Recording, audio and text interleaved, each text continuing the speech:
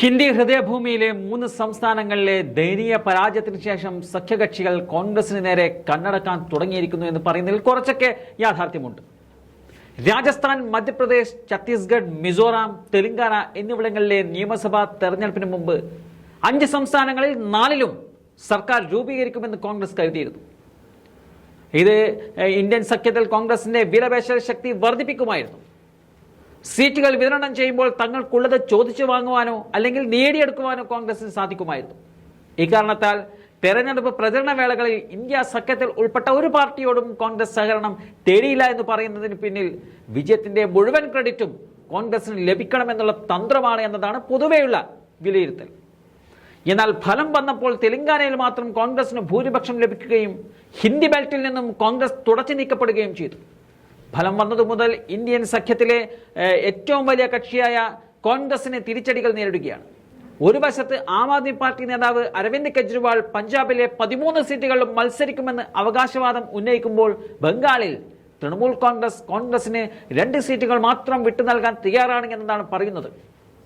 India സഖ്യത്തിന്റെ 4ാമത്തെ യോഗം December 19 നടക്കാനിരിക്കെ അതിൽ സീറ്റ് വിഭജനത്തെക്കുറിച്ചും സംസാരിക്കാൻ മുഖ്യമന്ത്രി മമതാ ബാനർജി തയ്യാറായിരിക്കും.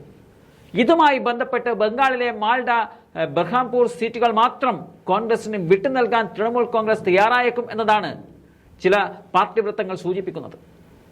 പഞ്ചാബിനും ബംഗാളിനും ശേഷം ഡൽഹി, UP, ബീഹാർ എന്നിവിടങ്ങളിലെ സീറ്റ് വിഭജനത്തിലും കോൺഗ്രസിന് ഒരുപക്ഷെ തിരിച്ചടി നേരിട്ടേക്കാം.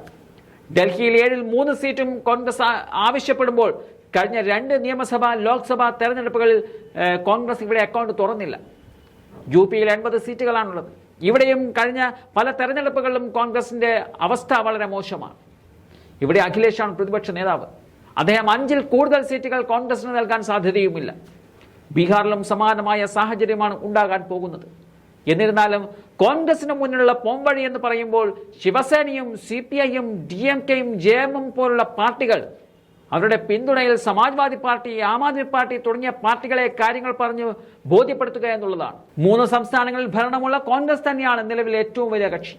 എന്തായാലും 19 നടക്കുന്ന യോഗത്തിൽ സീറ്റ് വിഭജനവുമായി ബന്ധപ്പെട്ട നിർണായക തീരുമാനങ്ങൾ ഉണ്ടാകുമെന്ന് തന്നെയാണ് കരുതുന്നത്. കോൺഗ്രസിനെ സംബന്ധിച്ച് എല്ലാ വിമർശനങ്ങൾക്കും മറുപടി നൽകേണ്ടുന്ന യോഗം തന്നെയായിരിക്കും ഡൽഹിയിൽ നടക്കുന്നത്.